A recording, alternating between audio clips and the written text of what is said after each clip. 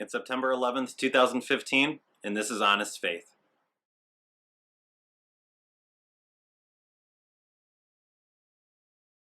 Hey guys, welcome to today's episode. And instead of talking about a particular news story today, I want to talk about what happened 14 years ago. And it really hit me that I should talk about it when I was driving in the car with my friend John. We were kind of like talking about the event and what had happened, and he asked me a question. He said, "Do you remember where you were when it happened?" And I said, "Yeah, of course I remember where I was." And I asked him if he remembered where he was. And he said, "Not really, I was 5 years old." And it's funny to me that a 5-year-old is who I'm friends with, and they don't remember this event. They don't really know or understand everything that had happened at that moment in history because they weren't there, and I understand that. But it's just weird to be talking to somebody who's so detached from that whole thing. I was home from school that day. I was sick. I wasn't feeling well. And I was listening to the radio, and it was Rick and Scott. They were on WGRD. So this was back in the day, that's for sure. And I remember they were talking about the news, and they were talking about something about planes and buildings and like just some really weird chaotic stuff. And I was out of it because I was sick. And I kind of sat up in bed, and they said that one of the towers had been attacked. And so I didn't understand what they meant by that. I didn't know if this was like a gag or something. Once again, I was sick. So I go out to the living room and I turn on the news, and here it is in front of me. Here's this building that is on fire, and people are saying it's because a plane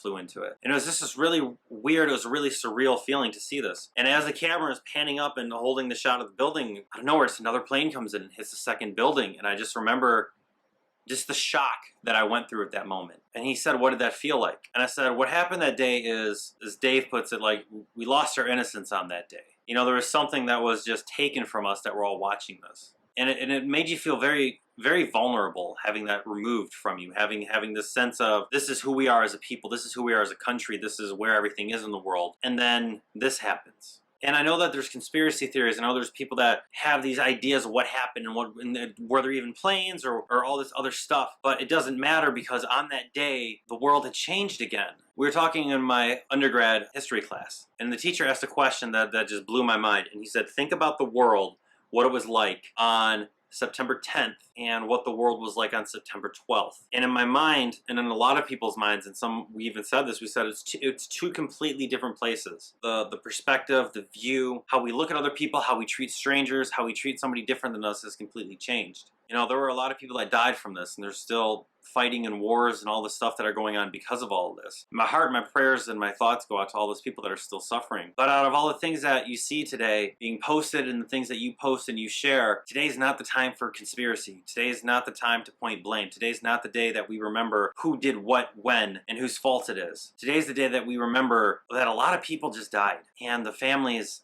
and the loved ones that have to carry on the memory of those people, you know, they're the ones that matter today, especially today. The next thing I wanted to talk about was fat shaming. There's a lot of news and a lot of controversy surrounding Nicole Arbour.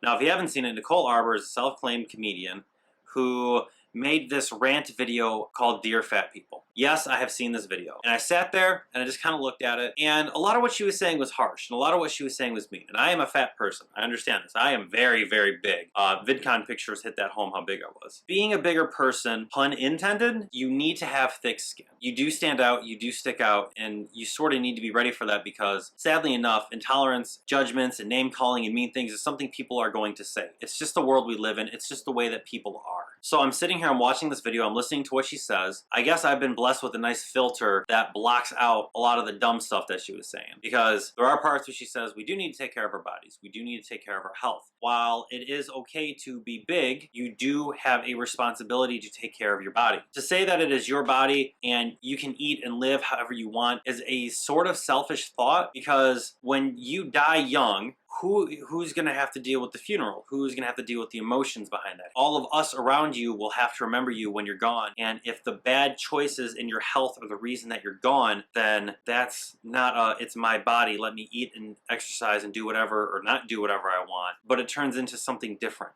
So watching this video, seeing that she's been fired from her job in the news, I can see how people are offended, but at the same time, just grow up. People are going to say mean things. People are going to insult you. If you don't like it, stop watching the video. If you can handle it, watch the video. If you're curious and you wanted to watch the whole thing, then get ready because it's probably going to be offensive because it starts off with Dear Fat People.